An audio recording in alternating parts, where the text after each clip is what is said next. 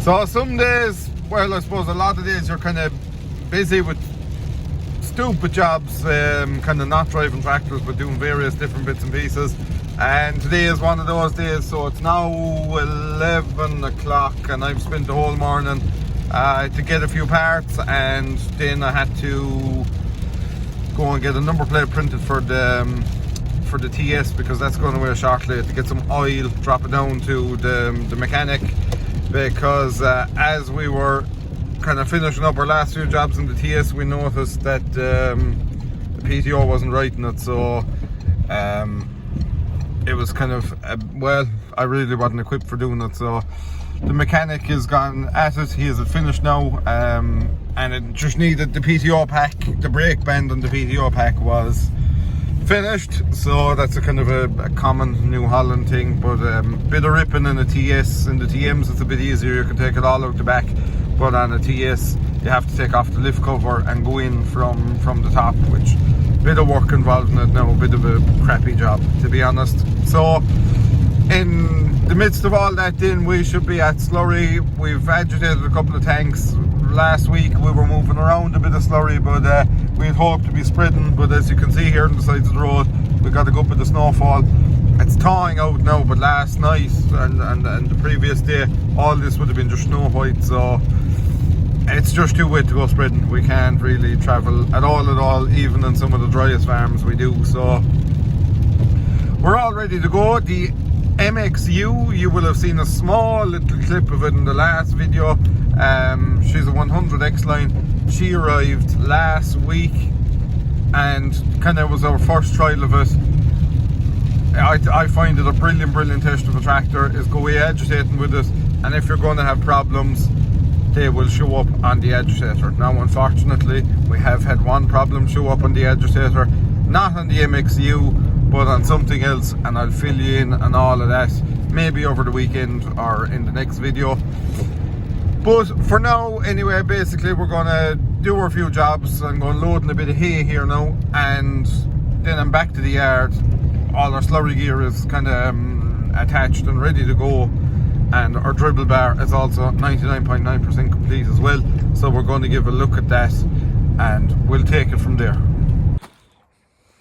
So we just rolled one section of pipe off of the reeler, because it's very difficult to see out of the tractor with this type of reeler. They're really not the best in the world, but it'll make it a bit easier, like I say, make it a bit easier to see out when you're rolling up, because when you've your lifted up, you're just looking at pipe, you don't really know what's going on at all.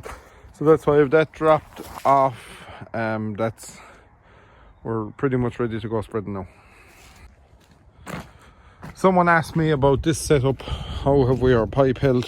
Literally the pump has four stands and the pipe sits down the front too, and we're just welded on a bar here on the back that holds it above and top. If it's sitting for any amount of time at all, we take the pipe off because it ends up with bins in it that you can't get out. So if it's not working, then we just lay the pipe flat out on the ground. We also fitted a huge primer on it last year, and that has changed it considerably, made life a hell of a lot easier. And here we have some pickup hitches that are ready to go. These will be shipped out this evening. One last look at her, lads. What a beauty. Thank you very much for the business, and I really hope this tractor goes very well for you. It is one of the most beautiful ones we have had in the yard so far. So it's the first one to go for this year, but technically it was last year's. So that's her. Goodbye to the TS90. And thanks very much to GPS Transport, does a lot of haulage for us. And to finish off, we have our MXU 100 X-Line in the shade here. So I'm starting to make a start. Well, I'm going to make a start on this tractor. I had it out mixing slurry, like I say. It's performed brilliantly. It's actually a very nice tractor. It just needs a cosmetic tidying, but it's all there. These were weak now when they came out, but this one must have got a little screw because they were gutless yokes, but they're lovely powered in this one now. I'd say she's around probably 110, 115 horsepower, but Oh, they were horrible when they came out. They had no go on them whatsoever. So this one probably got a little touch.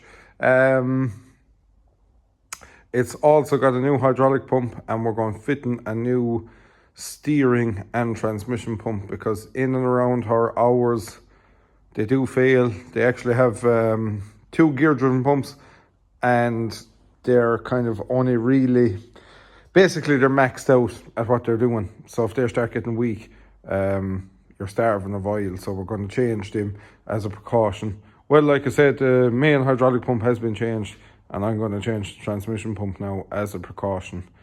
But they're cheap, like they're only a couple of €100, so may as well change it now.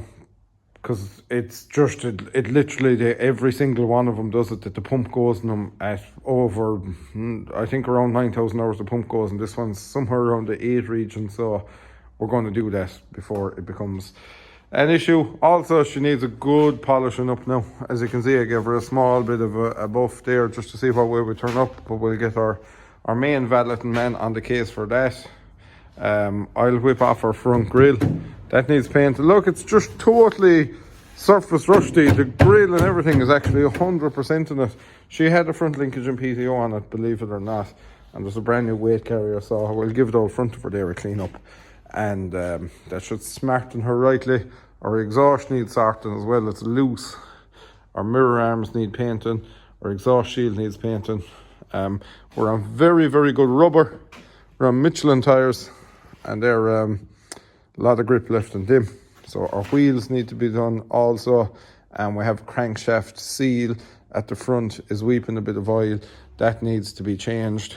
But being an X-Line, she's the basic spec, so we'll show you that now around the back. She's the light back end. I think these are derived from Fiat or something, these back ends. But again, perfectly capable, but just lighter than if you're a Pro or something like that. And obviously the low roof as well, which will probably suit some people, to be fair. But she's a 2007 tractor, and they're basic. Like I said, they're very, very basic. So we'll show you in here now. You have your high and low gears. Then your, like an MXM or any of them, your changes are on this button here. You have your forward and reverse shuttle. You have no fancy valves here on the side.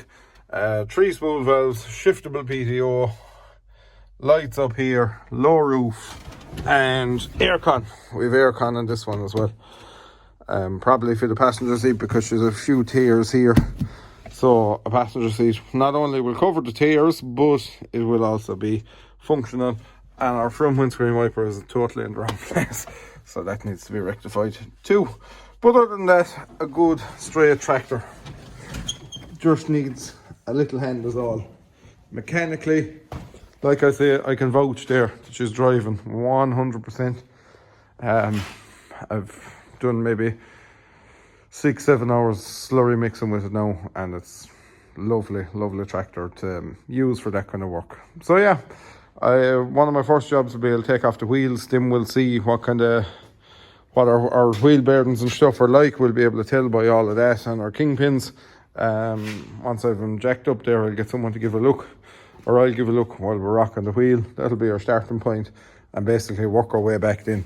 Paint the wheels, paint the grille, polish up our bonnet, and then do our crankshaft seal, check for any other oil leaks, take a whip off our steps. I'd say maybe we'll see. I don't want her to look over painted. Our mirror arms, give them a quick paint up, quick freshen up, check all our cab. She has diagnostics as well, so I can plug into her, check if she has any faults, and onto her back end then fit the hitch, do our back wheels, check for any oil leaks, service it obviously top to bottom, change our pump, and we'll go from there. So that should be her. Should get a pretty quick turnaround on this one, I'd imagine.